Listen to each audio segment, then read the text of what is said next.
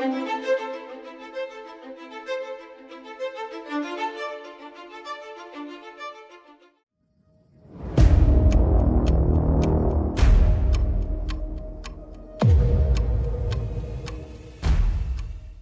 case signals cannot be seen or perfectly understood, no captain can do very wrong if he places his ship alongside that of an enemy. Lord Nelson, October 10th, 1805. England expects that every man will do his duty. Orders from Lord Nelson, October 21st, 1805. On October 21st, 1805, British Admiral Lord Horatio Nelson stood on the deck of his flagship Victory. Ahead of him lay a combined Franco-Spanish fleet consisting of 33 ships. Nelson had under his command 27 ships, yet nonetheless, they sailed forward to face the enemy. Nelson was a 47-year-old career sailor who'd been fighting the French and their allies for more than a decade in the Mediterranean and Baltic seas. By 1805, he was best known for his victories at the Nile in 1798 and at Copenhagen in 1801, and was a household name in Britain. In the spring of 1805, he successfully kept a combined Franco-Spanish fleet at anchor in Cadiz, mitigating the threat of the French fleet to the British Isles. In October, he was dispatched to prevent a combined French and Spanish fleet from reaching southern Italy. The French and Spanish tried to slip out of Cadiz unnoticed on October 19th, but they were spotted by a British frigate. Nelson was soon informed, and he gave orders to pursue. The British fleet caught up to the enemy just 2 days later, and Nelson's men prepared for battle. In the era before radio, signals were made by a variety of methods, including, as at Trafalgar, signaling by running up a series of flags which, when read in order, conveyed a message.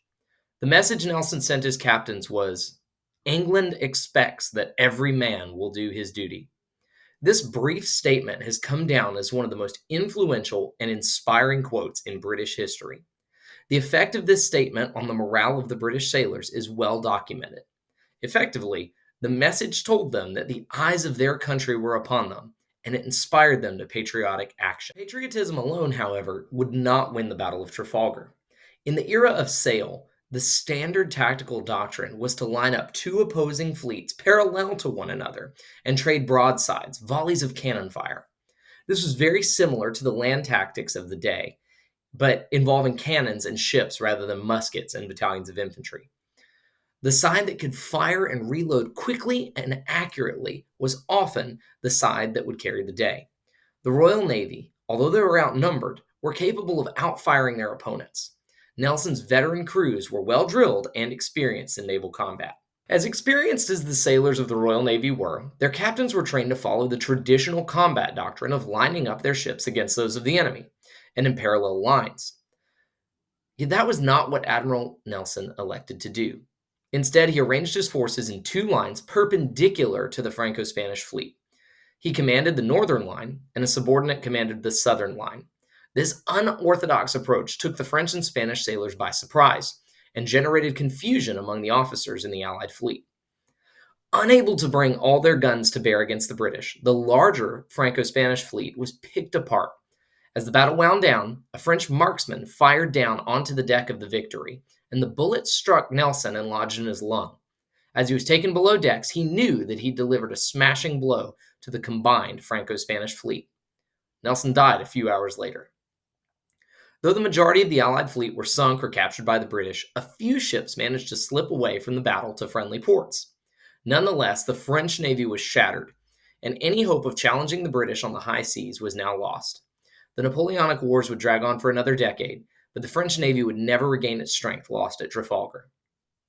25 years later, during a redevelopment of the Charing Cross section of London, planners dedicated Trafalgar Square in commemoration of the battle. Then, in 1843, a statue of Nelson was erected in memoriam and commemoration of his victory over the combined Franco-Spanish fleet. His flagship, the Victory, was preserved and now resides in Portsmouth Harbor, where it receives hundreds of thousands of visitors each year.